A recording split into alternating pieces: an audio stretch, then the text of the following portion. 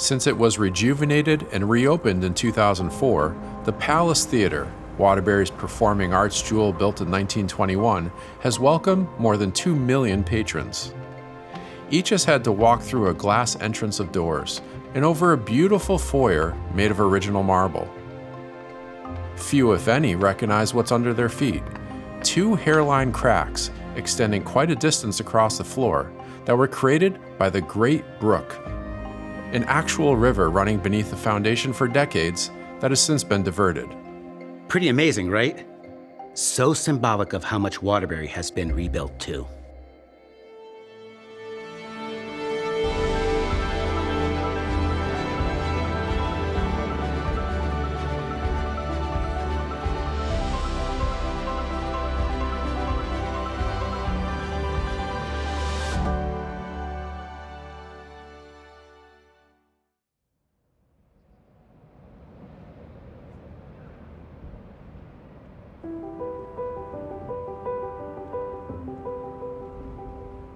The early 2000s are not a time that many like to even discuss, because the City of Waterbury, in particular, a specially assigned state oversight board, was beginning a systematic process of analyzing finances given the situation that it found itself in.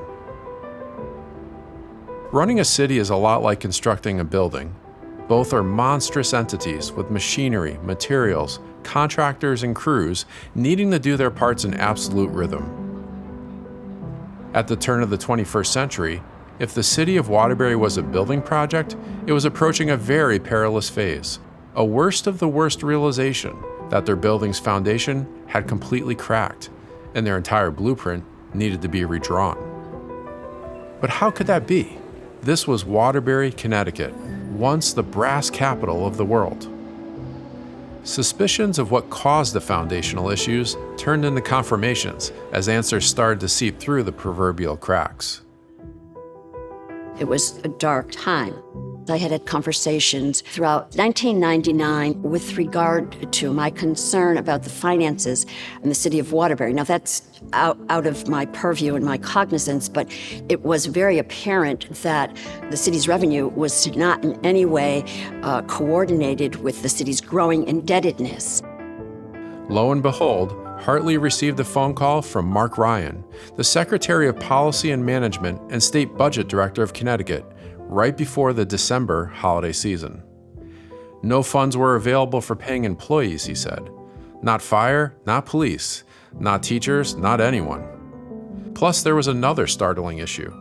The city pension fund was almost gone. Combined with the fact that Waterbury already had a BBB- bond rating in the eyes of credit agencies, equal to junk bonds, a vote of zero confidence for investing in the city, the whole scene was dire. So the newly appointed oversight board has gotten involved, not even to consult on building the city back up, as much as how to keep it from totally collapsing. It was clear that everything regarding the city's expenditures needed to be looked at, and the board knew that 3 areas were particularly key: budgets, contracts, and the grand list. As such, a stipulation was enacted. The city's department heads would be required to bring their operational plans and expenditures before the oversight board. The conversations would be about every dollar in front of everyone, every other week. From the conversations, a dynamic emerged. With open lines of communication came transparency. With transparency came trust. And with trust came strength. The process was different, difficult, and totally transformative. Fortunately, the legislature was compelled to create an oversight board that could really make a difference. We had unprecedented powers, and of course, heavily supported by the governor at the time, John Rowland, who hails from Waterbury. There was not one aspect of the city operation that was not improved in one form or another. Slowly but surely, the cracks in the foundation of Waterbury got fixed by the Oversight Board and subsequent administrations, including that of Neil O'Leary. I have to say, the city staff and Mayor O'Leary who was police chief at the time, rather than resist any suggested changes, he embraced the process. I've chaired one of the sessions where we went through the project list. It was a long list, and they had addressed and made progress on every single one of those. Upon his election as mayor in 2011, O'Leary, a born and bred Waterburyan, was insistent that the policies and procedures now solidifying the city's fiscal base be maintained. And he had more ambition to address root-level issues, like rehabilitating Waterbury's most difficult properties, the former brass company sites that now sullied the landscape. Nearly every one of these used-to-be brass factories are, by definition, brownfields, properties abandoned or underutilized because of pollution from what the former brass barons left behind. Each property needed extensive analysis, costly remediation, and quite frankly, someone dedicated enough to start the overwhelming process. There's nothing sexy about it. It's very complicated, it's very difficult, it's very expensive. But this site is just one of many now in Waterbury that has been completely remediated and now new construction, putting these properties back on the grand list, relieving the pressures of high taxes to the Waterbury ratepayers, and most importantly, creating jobs not only for our citizens, our residents, but our youth. Rehabilitated brownfield properties became usable again in a variety of innovative ways. Prior to the remediation work, Waterbury Industrial Commons, a commercial park in a renovated brownfield, was on the verge of losing world-class wire manufacturer Levada Industries as its anchor tenant. Levada stayed and broadened its commitment. The project became the largest industrial redevelopment attempted in Waterbury since the Brass Mill Center was built in 1997, and in the process, the city's economic development team secured a second growing industrial corporation for the site, King Industries. On another restored brownfield, a complex for the Waterbury Police Activity League, or PAL, was created. Now the 3.2-acre piece of land is home base for the nonprofit organization which creates partnerships between youth, law enforcement, and the community through educational, athletic, and recreational programs. It's more than a few fields and a community center. It's a haven for the more than 4,000 youth involved in the programs, and a stunning reuse of what was once blighted property neighboring a huge factory for the former Chase Brass and Copper.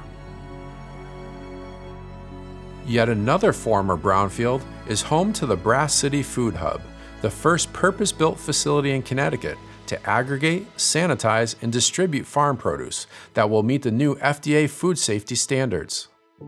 Local farmers can bring their crops to be commercially washed and packaged, and additional phases will create expanded greenhouses and a market cafe. Across the street from the food hub was another left-behind brass factory. To make matters worse, the entire building, all 86,000 square feet of it, burned to the ground in a week-long 2012 fire. Through exhaustive efforts, though, the site is now a sparkling recreational facility featuring a new baseball field.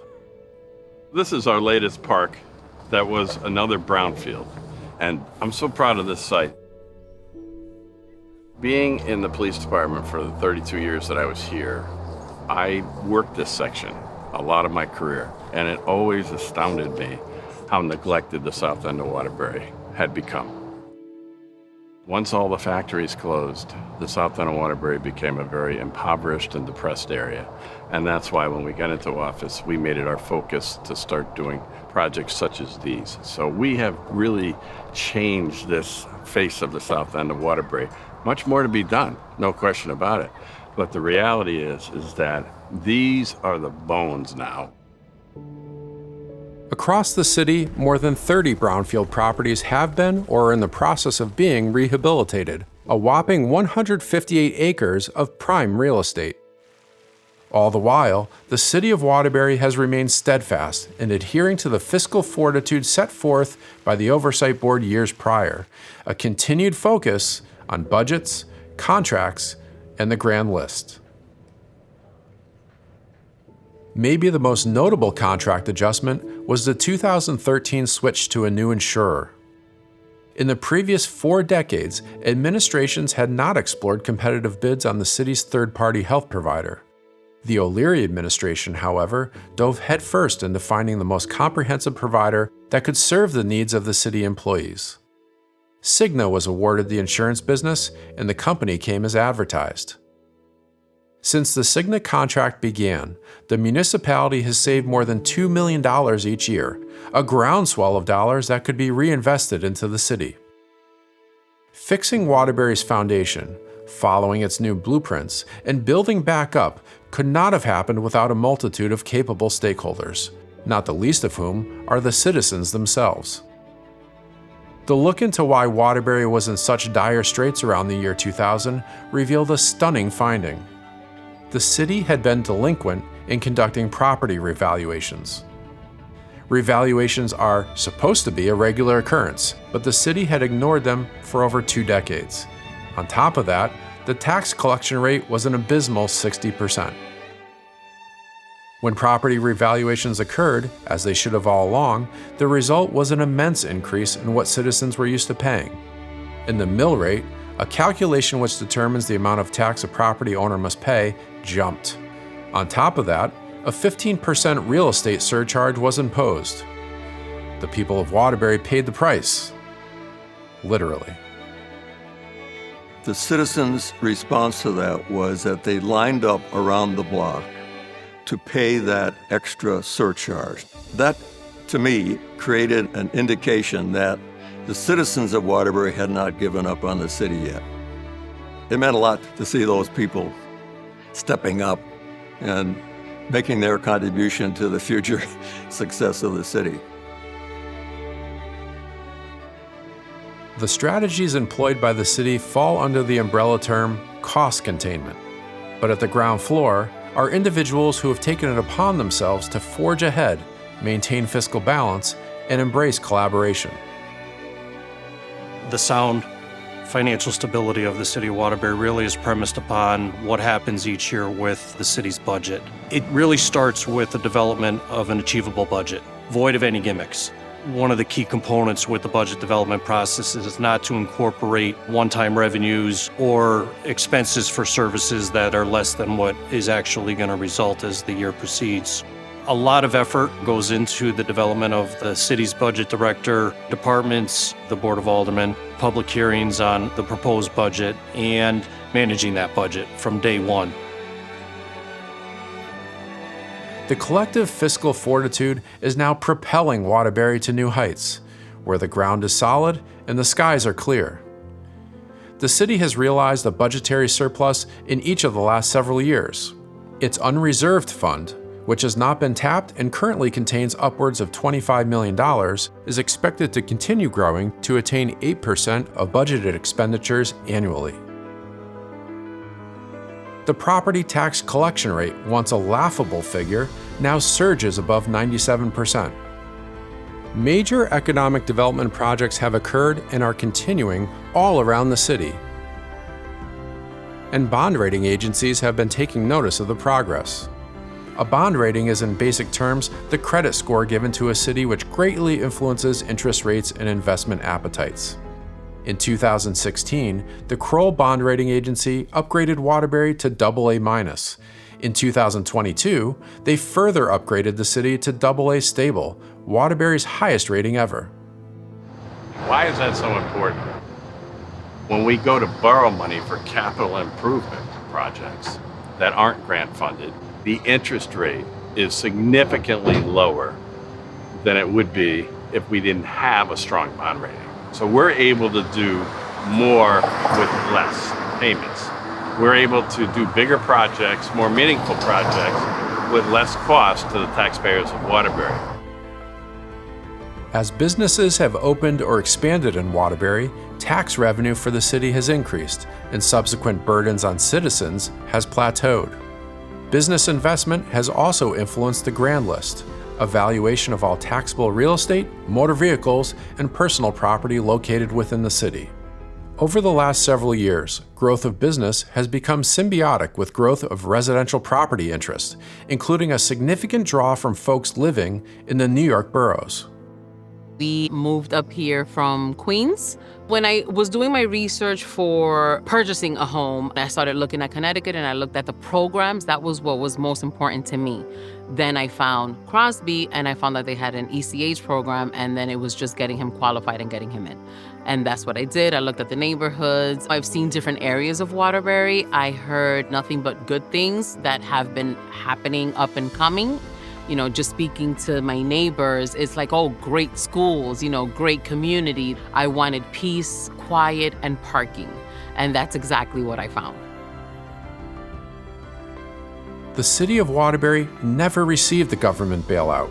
The residents and employees had to sacrifice, stick together, and succeed by doing the work. The people here have a very special resiliency, and it's such a warm, welcoming community. There were no bailouts. There were no handouts to us. We did every nickel of it ourselves. And it was because of the resolve of the taxpayers of the city of Waterbury that we were able to do this. In Waterbury, dollars and cents have only been derived from a dollars and cents approach that now pervades City Hall and beyond.